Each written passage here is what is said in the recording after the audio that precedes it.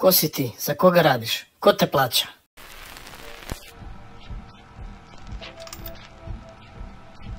Dobrodošli. Danas ćemo, pripremili smo, to se zove dnevni red, ali mi to smo više razradili određene teze neke, pa smo ih poređali po tačkama kao dnevnog reda. Najprije će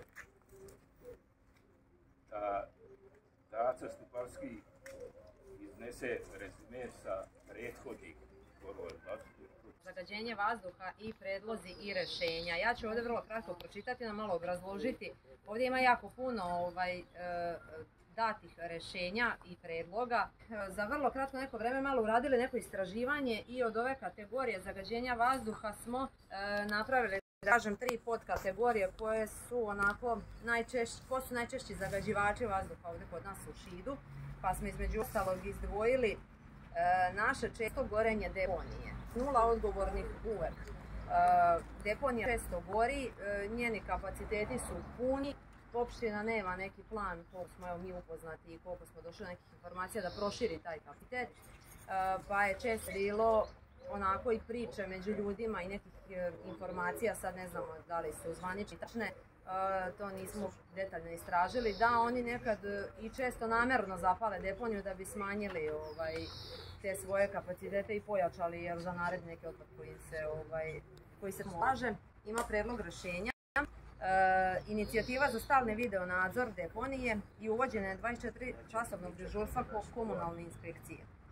Podnošenje zahteva da se izvrši nezavisna analiza uzorka pepela i zemljišta kod deponije i da se objave imena odgovornih za deponiju i da opština uvede sistem prijave i kažnjavanja paljenja deponije. Sad druga podkategorija, tu smo naveli nekontrolisanu seču šuma i zelenja ovdje u našem gradu.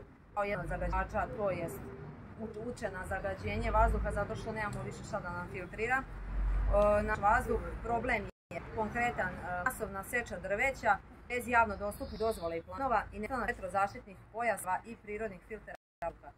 Što se vetrozaštitnih pojaseva tiče, tu smo pronašli informaciju da je opština Šid prošle i pretprošle godine, sad se i ne sećam datuma tačno, potpisala sa Ministarstvom zaštite sredine da pojačaju vetrozaštitni pojas.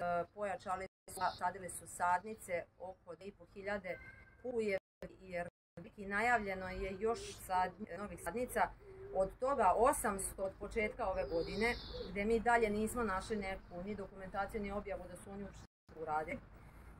Predlog za ovo rešenje bi bilo da zahtevamo moratorium na seču svih stabala u javnim i zaštićenim zonama dok se ne objavi plan gazdovanja šumama.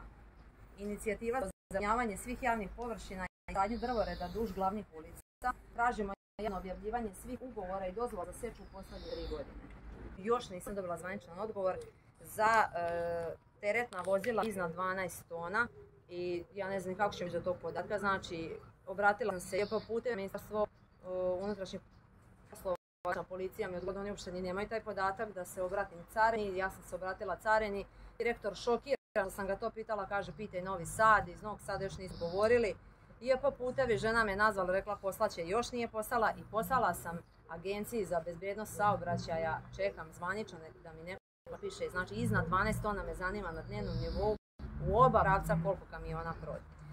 Ovdje je predlog rešenja, podnošenje inicijative za postavljanje mernih stanica za vazduh u centru kod vrtića i škola, da tražimo od JP puteva i opštine da se izradi projekat obilaznice i da se podnese zahtev za finansiranje iz republičkog budžeta. Dobili smo usmeno obećanje na sednici Skupštine opštine Šid do kraja predsjednikovog mandata da će obilaznica u Šidu biti urađena. Pa živi bili pa vidjeli, podsmehivanje su tužni, sa svi isto mislimo. Zahtjevamo ograničenje teretnog saobraćaja u periodu od 6 do 22 časa. Prošli zbor je bio 1.6. zvanično. Tu smo imali izlaganje Stevana Jelovca i Slađane Mićić, Stojanović, koji su bili kao posmetrači u opštinskoj sednici.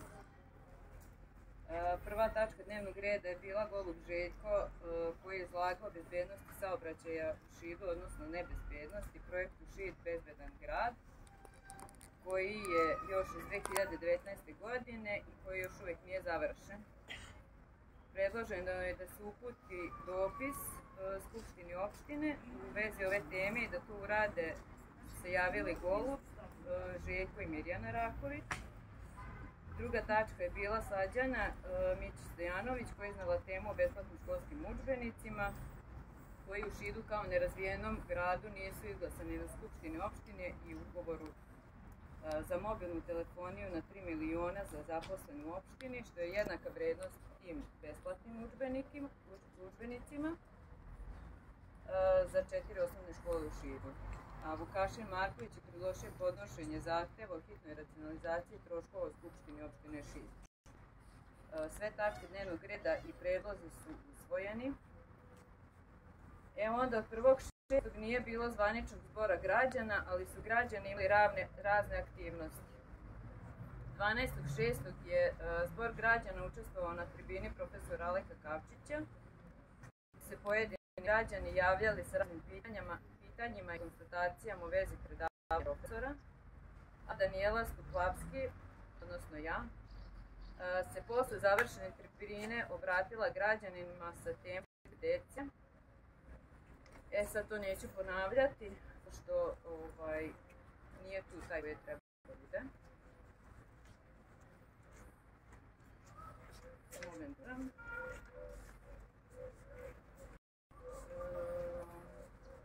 22.6. smo imali zbor kod zatrpane fontane u parku, aludirajući na to da bi trebali imati bar neku fontanu, da se bar ptice napoje, a i česmu za ljude da se napoje. Prskao iz SNS prostorija, tako da nema problema za fontanu. Takođe i još koje drvo, jer je park u 2023. ostao bez dosta drveća i nema hladovine.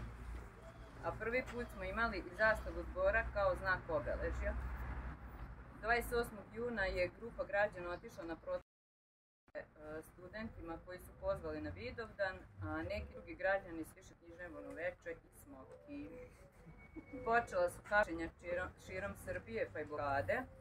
Blokadama smo se pridružili i mi Šiđani, ovi ovde, a pomalo su blokirali i policajci. 8.7. kad su počeli požari u južnoj Srbiji, već 9.7. smo organizovali humanitarnu akciju za ljude koji su ostali bez ičega. 11.7. je odneta donacija, a nova smo plaćivali 2 puta. 2.8. smo imali štand na ulazu u pijacu gde smo delili flajere u kojima je objašnjeno šta je zbor po Ustavu Srbije, gde su građani prilazili, razgovarali, zvali na probleme u našoj opštini. Ko si ti? Za koga radiš? Ko te plaća?